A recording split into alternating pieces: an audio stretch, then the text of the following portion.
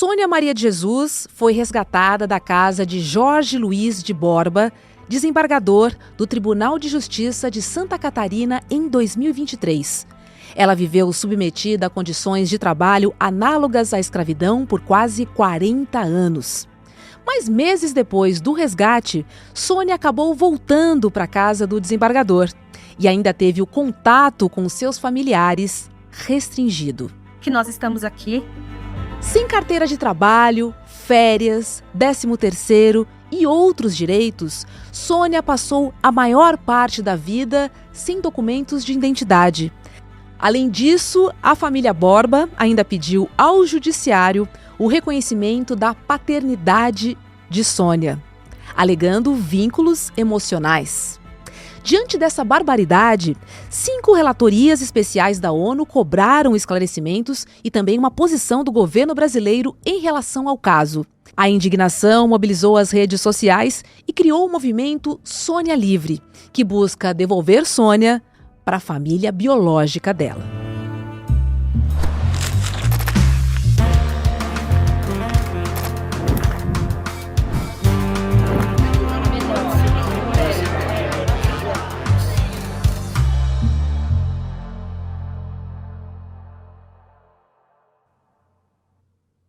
Olá, seja muito bem-vinda, seja bem-vindo. Eu sou a Roberta Garcia e este é o videocast Em Detalhes. Aqui sempre com um convidado ou uma convidada, nós vamos mergulhar e analisar uma temática do nosso dia a dia. Hoje eu converso com a advogada, ativista e juíza do trabalho aposentada, a Milene Seidel. Oi, Milene, seja muito bem-vinda ao Em Detalhes. É um prazer conversar com você. Boa tarde, Roberta. Que prazer. Muito obrigada pelo convite para estar aqui com você no Em Detalhes, falando de um assunto tão importante, que é o caso Sônia. É um assunto importante, dolorido, né, Milene? Mas nós precisamos, sim, falar muito mais sobre ele. Você, como ex-coordenadora e apoiadora da campanha Sônia Livre, como é que você enxerga o fato de uma mulher negra, surda, sem documentos e privada de educação, ter vivido por 40 anos em condição análoga à escravidão e o pior, dentro da casa de um desembargador? É devastador, Roberta, chegar a esse momento da história e descobrir da pior forma de que efetivamente a escravidão no Brasil não acabou.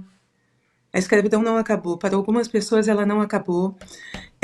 O caso Sônia é um dos casos que está sendo, inclusive, estudado, porque é um dos casos de erros judiciários mais graves da história do Brasil.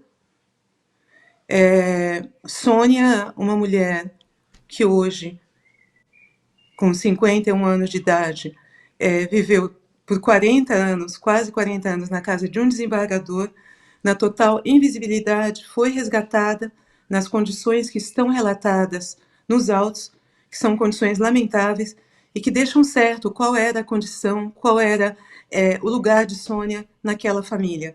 É realmente de doer ver os fatos, os depoimentos e as fotos que estão nos autos e que demonstram, sem nenhuma sombra de dúvida, que Sônia sofreu várias violações durante toda a vida, não deixando de contar as violações feitas com a família dela, né? Começando pela mãe, que a entregou em confiança a essa psicóloga renomada e teve a filha abduzida. Pois é realmente um caso que necessita toda a atenção possível da mídia, da imprensa, porque não é crível que esteja acontecendo debaixo dos nossos olhos. É devastador, Milene, devastador. Agora, o caso Sônia, ele expõe de forma brutal um problema histórico do Brasil, né? Que é a exploração do trabalho doméstico, enraizado no sistema escravista aqui no Brasil. Hoje o Brasil tem a maior população de empregadas domésticas do mundo e mais da metade delas são mulheres negras. Como é que essa herança histórica ainda impacta decisões judiciais. Será que essa é a única maneira da gente entender todo esse absurdo do sistema judiciário brasileiro em relação a este caso? Olha, as decisões que estão sendo tomadas, Roberta, no caso Sônia, são absolutamente inexplicáveis. Não existe explicação. Existe um trabalho técnico muito bem feito.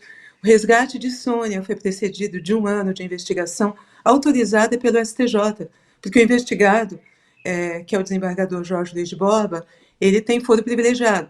Então, foi uma investigação de meses, autorizada, acompanhada pelo STJ, e de onde participaram aí vários órgãos.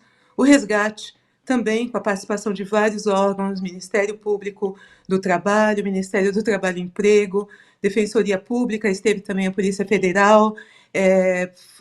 Não existe nada, tecnicamente, Roberta, que você possa dizer, olha, existe um motivo para a Sônia ter retornado para a casa de onde ela foi resgatada. Não. Esse é o único caso no Brasil onde isso aconteceu, e justamente ele acontece com uma mulher negra, uma mulher que enfrenta várias barreiras, ela é surda, Sônia tem visão monocular só descoberta após o resgate. Sônia tem atraso intelectual e ela também não consegue se comunicar, ela não foi oralizada e nem alfabetizada em nenhum tipo de língua, nem em português, nem em Libras. Então, ainda que morasse na casa desse desembargador a 600 metros de uma par.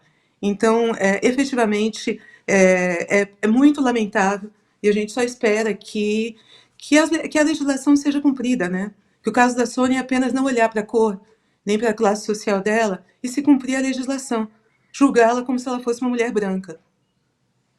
Se ela fosse uma mulher branca, não seria naturalizada a posição dela de estar em 40 anos na casa de um desembargador. E Roberta, eu te falo isso com muita naturalidade. Juízes não têm filhos com problemas dentários. Juízes respondem, juízes têm uma responsabilidade social, corporativa, perante institucional, de manter uma imagem. Então, isso não existe. Até porque quando você compara um filho sem dentes e com raízes podres na boca, sem ter ido à escola, sem ter documentos ou plano de saúde, só passou a ter plano de saúde em 2023, acho que 2022, durante a pandemia.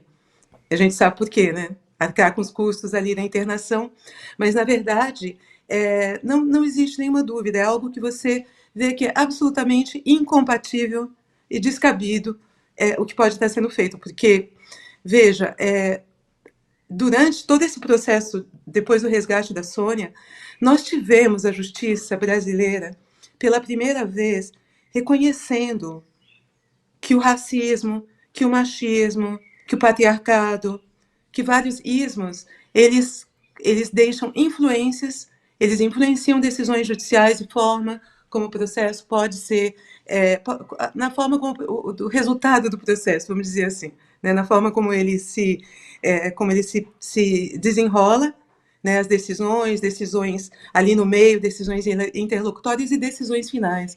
Então, os tribunais brasileiros, começando pelo CNJ em 2021, que aprovou, instituiu um protocolo de julgamento com perspectiva de gênero. Então, esse foi o pioneiro. A partir daí, outros protocolos vieram. Então, nós tivemos, de uma vez só, ano passado, 5 protocolos lançados pela Justiça do Trabalho.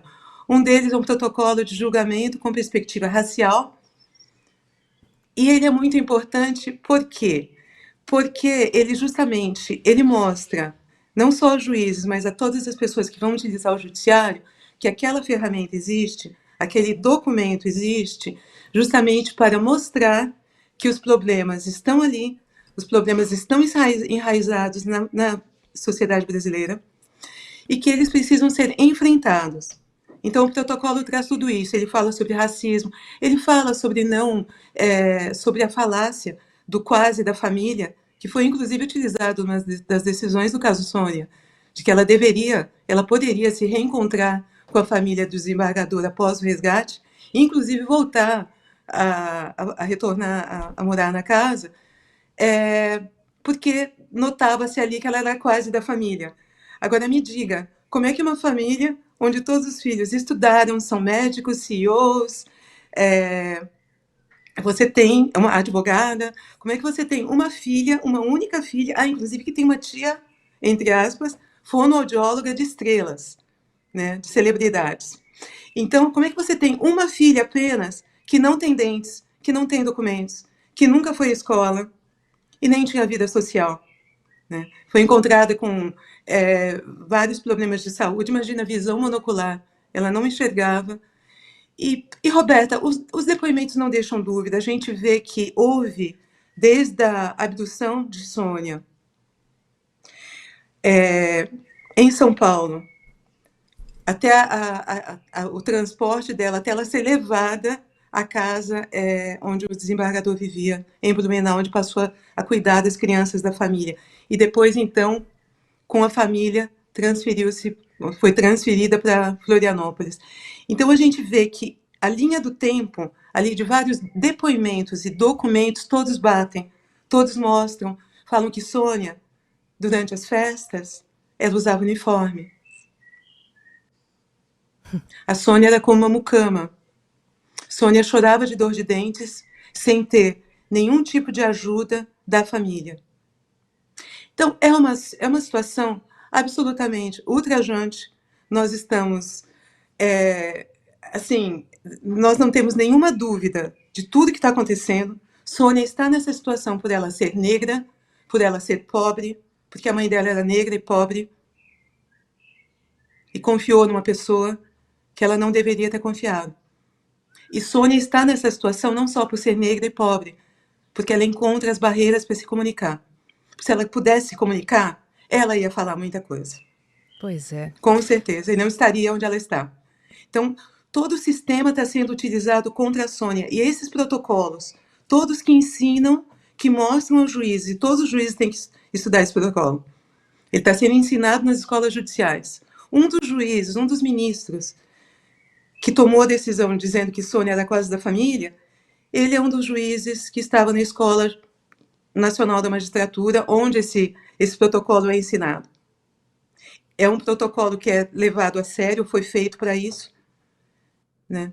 Que reconhece tudo aquilo que a gente já sabe, que você não encontra justiça sempre, você nem sempre encontra justiça. Existe um grito muito grande da população por justiça, a sociedade está cansada, e o caso Sônia, ele simplesmente viralizou porque está todo mundo muito cansado. A gente precisa mudar a página de 1888 e passar a efetivamente usar aquele discurso de somos todos seres humanos, somos todos iguais. Porque nenhum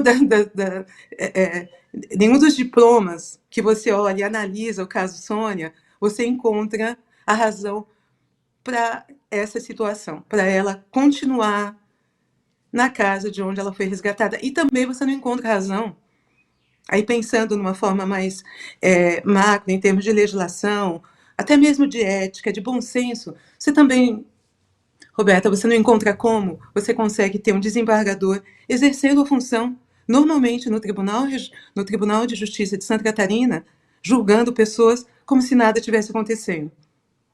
Como se o nome da esposa não estivesse na lista suja de trabalho escravo, que inclusive é o nome que representa a família. Na verdade, a família toda está incluída na lista suja. Como uma Olha, pessoa dessa Sônia pode exercer a magistratura? foi exatamente assim, Milene, é chocante assim. A Sônia foi resgatada dia 6 de junho de 2023. No dia 9 de junho de 2023, ela foi levada para um abrigo. Agora, é chocante a gente pensar que ela volta para a casa do desembargador, com o respaldo do Tribunal de Justiça e do ministro André Mendonça, do STF, inclusive. Assim, qual é o respaldo jurídico que vai contra toda essa materialidade que a gente está trazendo aqui? Eu não consigo entender. Roberto, eu trabalhei como juíza do trabalho em São Paulo por 24 anos. E um tempo anterior eu trabalhei no Paraná. Eu atuei em vários casos de trabalho análogo à escravidão. Não existe nenhuma dúvida do que acontecia e de quem era a Sônia naquela família. Não existe nenhuma dúvida, não existe por onde você consiga, você tente analisar, você não consegue explicar as decisões que estão sendo tomadas. Inclusive, surgiu um novo movimento, que é o movimento do Manifesto Quase da Família, justamente porque esse quase da família ele se tornou de uma forma tão enraigada dentro do imaginário de algumas pessoas que elas passam não só a agir, né, não como se alguém fosse da família, mas acreditar naquela farsa, naquela falácia. Por exemplo, como é que você entende que uma pessoa da família não dorme nas mesmas dependências que os demais da família? Aquela que é da família, ela dorme num quartinho mofado junto com os demais empregados, come com os empregados.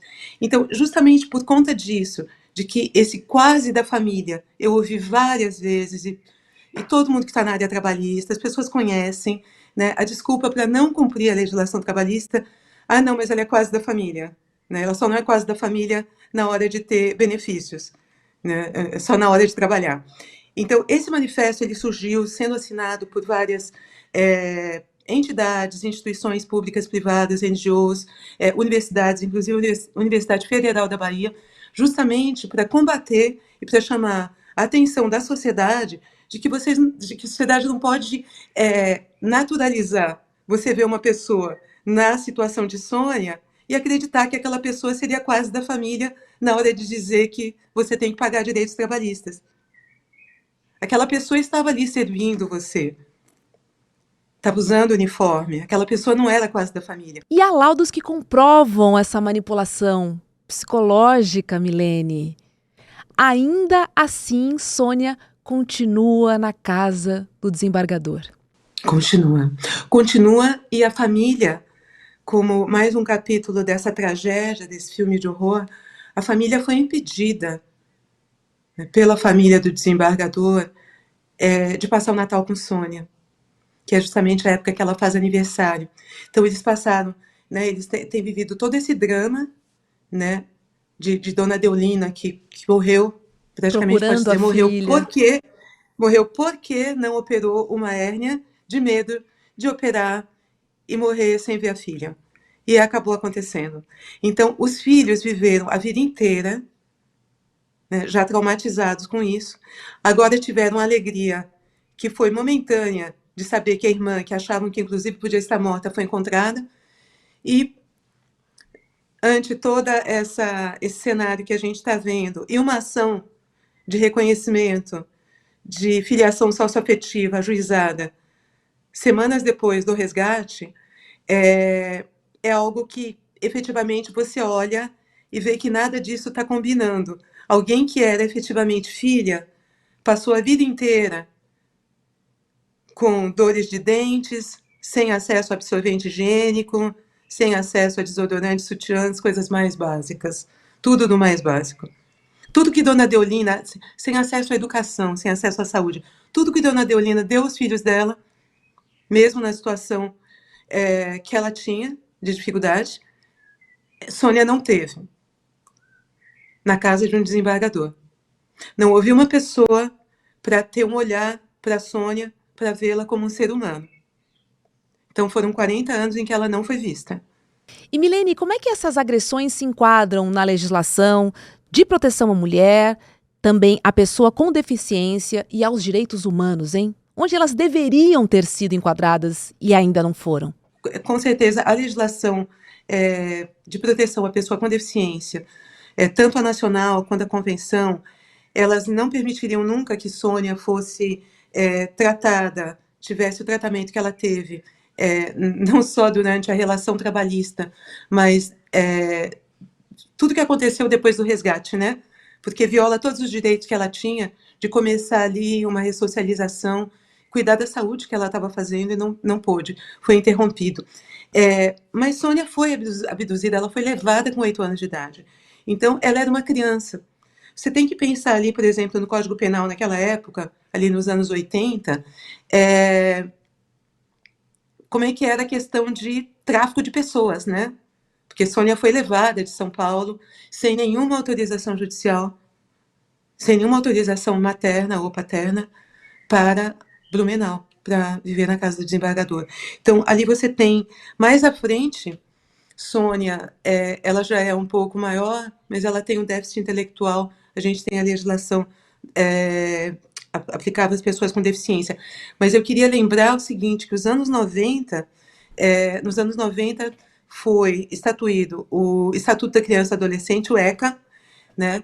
Então, esse ECA, de alguma forma, ele poderia eventualmente até se enquadrar ali na questão da Sônia. Eventualmente, não só pela idade, mas depois mais pelas barreiras que ela encontrava ali, pela falta de condição dela desenvolver intelectualmente, aplicando também o Código Civil nas incapacidades. A Lei Maria da Penha, ela não faz parte do que a gente fala no sentido do que está sendo apurado criminalmente, mas sim o crime do artigo 130 de redução à condição análoga à de escravidão. Porém, porém, existe a possibilidade que são outras hipóteses. A dificuldade aqui, Roberta, é que você não tem acesso à Sônia. Tudo que você tem é tudo que está nos autos agora, e é algo em andamento. Tá? Eu não vou fazer essa comparação dizendo que é a mesma coisa, mas eu vou dizer que é algo que poderia ser comparado a uma violação de efeito permanente. Então, são vários estatutos, com certeza, que podem ser estudados e enquadrados, sim, na questão da Sônia, inclusive a Lei Maria da Penha. Milene, importante você ter falado em Lei Maria da Penha, porque é preciso ter um olhar sobre o racismo, que também é uma das frentes dessa violência doméstica contra a mulher. Agora, segundo o levantamento do Ministério do Trabalho, mais de 2.500 pessoas foram resgatadas em condições análogas à escravidão no Brasil. E aí, diante dessa história tão grave e tão enraizada, né, na nossa formação social, o que a sociedade brasileira precisa fazer e mais, o que o sistema judiciário precisa mudar para que histórias como a de Sônia não se repitam nunca mais, hein? Olha, excelente pergunta, Roberta. A sociedade, ela pode fazer muita coisa. O caso Sônia só foi descoberto porque houve uma denúncia. É uma denúncia anônima. E é algo que qualquer um pode fazer de forma anônima. Eu queria agradecer se quem foi essa pessoa que fez essa denúncia, ninguém sabe quem é. Mas se essa pessoa estiver me ouvindo, eu gostaria de agradecer, porque foi essa atitude de denúncia que deu a possibilidade de Sônia retomar a vida dela. Isso ainda não aconteceu, mas vai acontecer, porque nós não vamos morrer sem ver Sônia livre. Eu acredito nisso.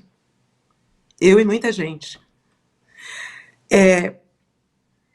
A sociedade, ela pode agir, e é muito importante, denunciando.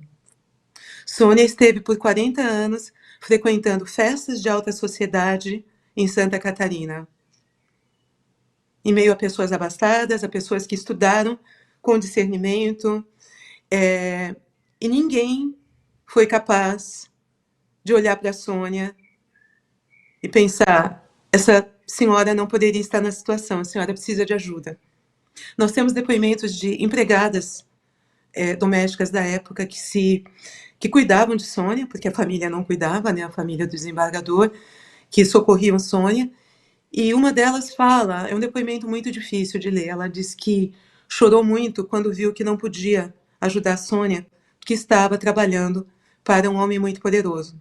Por quê?